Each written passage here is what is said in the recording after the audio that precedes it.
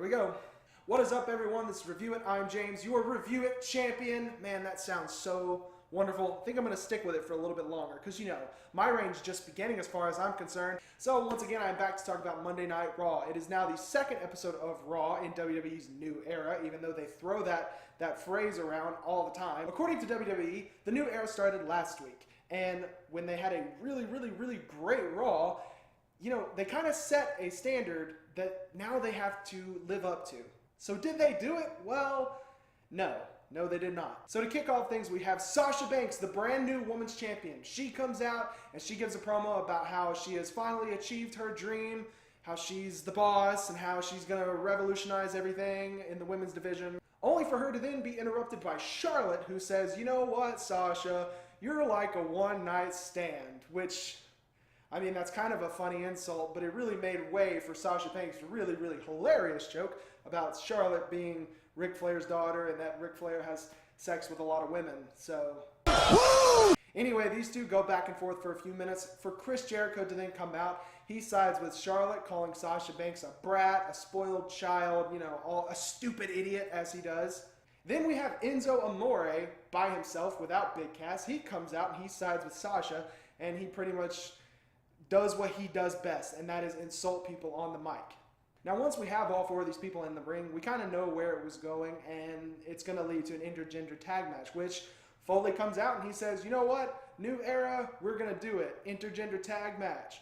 Right now, because that's the theme that we have to keep with every week now, I guess. Overall, it's a pretty good match. You know, everybody gets their moments in.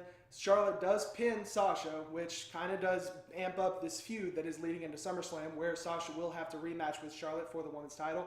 But overall, it's a good match. It was a good opening match. It was entertaining to have that promo beforehand, and it actually made it seem like this Raw was going to be really good.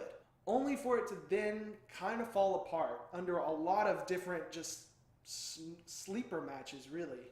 There was a continuation to the Golden Truth Pokemon Go angle, which I don't think anybody really cares about at this point. This is literally the potty break of the show. You know what hasn't changed since last week? Braun Strowman can still kill any local competitor that gets in his way. Nia Jax can still decimate any woman who gets in the ring with her. And Rusev is still United States champ, which he did have a match against Mark Henry, which of course we all knew that Mark Henry was not going to win. But it did lead to an interesting post-match situation where Roman Reigns came out and basically made a challenge for Rusev's U.S. title.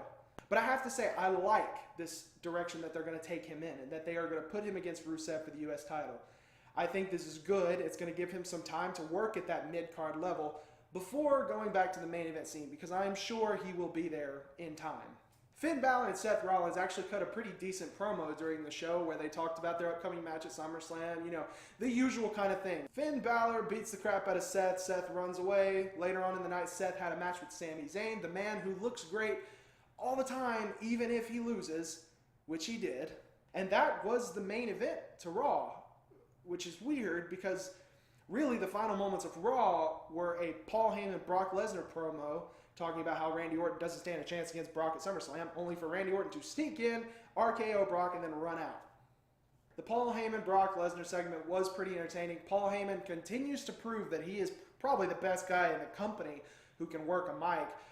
Brock just stood there doing his jumping thing as if he's getting ready to fight, even though he usually never does. Randy, even though he's a SmackDown star, and at first I was worried that him showing up would kind of make this brand split thing useless, I do like that it did run as if it was a he broke in type of scenario, where he came in, he RKO'd Brock Lesnar, and he ran out. And security, refs, Stephanie, Foley, they were all chasing him out. So as I said before, Raw really just felt like a snooze fest compared to last week. It felt like a pilot episode to a TV show. We have all these plot threads that could lead to good things, but we really don't know what's going on. So it's not enough to keep us interested.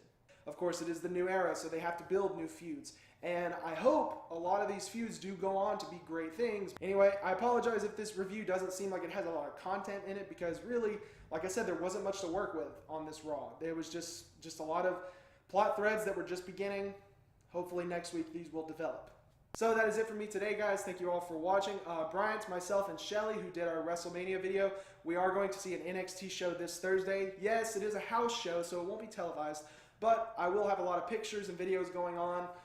Maybe, you know, sometime this weekend I'll do like one video that has all of them together. But if you want to see them as they happen, you can follow me on Snapchat. So that is it for me today, guys. I will see you guys tomorrow night when I do a SmackDown review.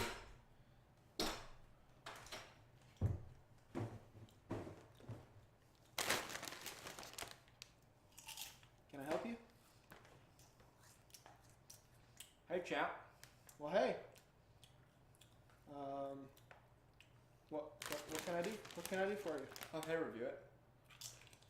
Okay. What? Come on. What's your point? I heard my name. Were you talking about NXT? Yeah. You know, we're going to NXT Thursday night. So, Yeah. Aren't you excited? Yeah. It's gonna be fun. It's gonna be fun.